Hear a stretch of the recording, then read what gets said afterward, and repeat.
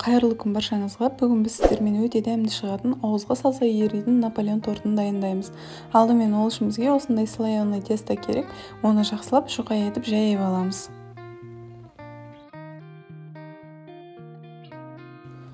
Жұқалап жайып болғаннан кейін видеодағыдай майда бөліктерге бөліп шығамыз барлығын.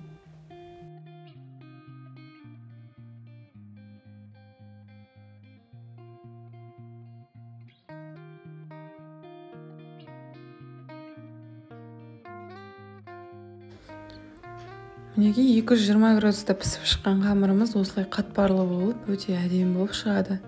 Енді біз олардың кремін дайындауымыз керек. Алдымен ыдысқа 4 жұмыртқаны салып, 100 граммдай ұн салып, және үстінен қант салып, барлығын араластырамыз. Ұнымыз іртік болып қалмау керек, сол үшін венчикпен араластырған дұрыс.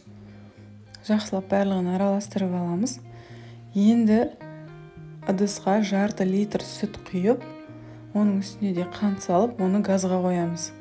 Асты қызып тұрған сүттің үстіне жаңағы дайындаған массамызды салып, жақсылап қозғаймыз. Піскенше қозғап тұру керек, себебі асты жабысып қалады. Осылай тек қана араластырудың көмегімен осылай қою кремге айналады. Және енді дайын болған кремімізді бөлек алып, үстіне жаңағы қатпарлы қамырларымызды осылай ашып барлығын саламыз.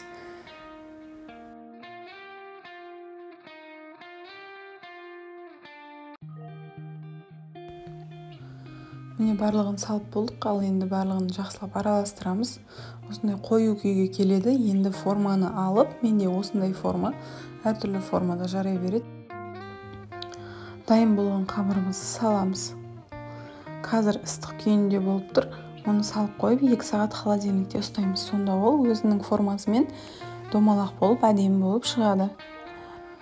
Және қатпарлы қамырымыздан азғантай бөлігін алып қалуымыз керек, себебі оны бетіне біз үгітіп қоямыз, торттың бетін әсемдеу үшін. Міне осылай формаға тегістеп салып шығамыз барлығын, және холодильникке жібереміз.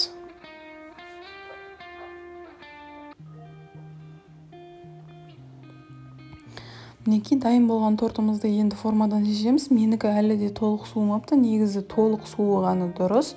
Мен ертерек шығарып қойыппын. Осылай бетін әсемдейміз. Ірілеу қамырды жандарына қоямыз. Енді мен шыдамай кесіп көрсетіп жатырмын сіздерге. Негізі жақсылап суытып, холодильниктен алғаннан кейін кесу керек, сонда формасын бермейді.